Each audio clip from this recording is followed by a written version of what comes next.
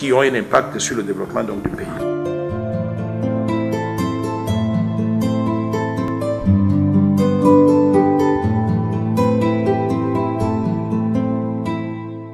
Moi, je dirais que notre pays aurait intérêt à mettre l'homme qu'il faut à la place qu'il faut.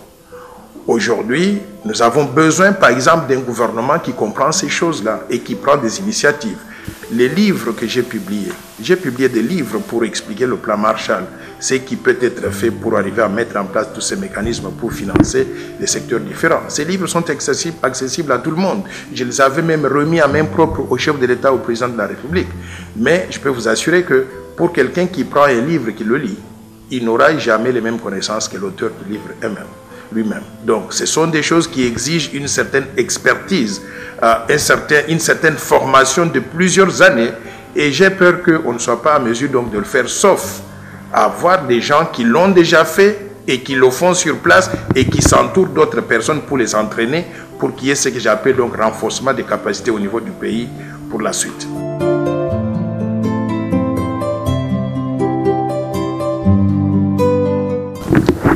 La Banque internationale pour la reconstruction et le développement de la RDC que je projette pour la République démocratique du Congo, ce serait une grosse banque, c'est-à-dire une banque équivalente à la Banque africaine de développement, mais à une échelle réduite au niveau donc, du pays. Nous parlons donc de plusieurs milliards de dollars donc, de fonds, de ressources que cette banque pourrait mobiliser pour financer le développement. Je parle par exemple d'un budget annuel qui pourrait avoisiner les 25 milliards de dollars pour cette banque-là. Donc ce serait...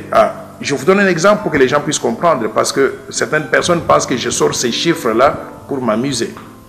Nous sommes un pays qui veut se reconstruire. Nous parlons tous de la reconstruction et du développement. Pour nous reconstruire, nous avons besoin, par exemple, de construire 4 ou 5 aéroports internationaux, Moda et à Lubumbashi, l'autre à Kisangani, à Mbujimaï ou peut-être du côté de l'Équateur.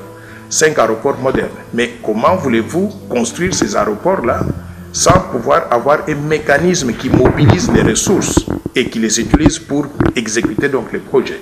Un aéroport simplement peut coûter 2-3 milliards de dollars.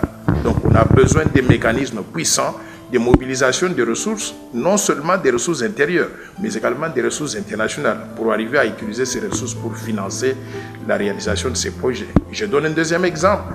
Nous voulons construire des autoroutes qui aillent de Banana jusqu'à Mahagi dans la province orientale, ou bien des autoroutes qui aillent de Sakanya au bas du Katanga jusqu'à Zongo à la frontière avec la République centrafricaine. Ces autoroutes-là coûtent des milliards. Nous ne pouvons pas dire que nous sommes un pays qui va construire ces choses si nous n'avons pas un mécanisme de mobilisation des ressources et d'exécution de ce projet-là. La banque que je propose serait une institution pour mobiliser ces ressources à l'interne, mais également à l'international, mais surtout qui va s'assurer de la mise en œuvre réussie de ces projets-là. Je donne un exemple pour m'expliquer. Nous avons les seaux de moutons. On veut construire 15 seaux de moutons. Jusqu'à présent, on a pratiquement terminé 2 ans, aucun seau de mouton n'est terminé. Je pense que le seul qui est terminé, c'est celui au rond-point Mandela.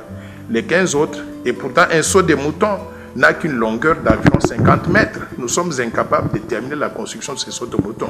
Comment pouvons-nous envisager la construction donc, des grandes autoroutes avec des milliers de kilomètres donc, de longueur si on n'a pas un mécanisme donc, de suivi, de mobilisation des ressources, mais aussi de contrôle et évaluation après que le projet ait été initié?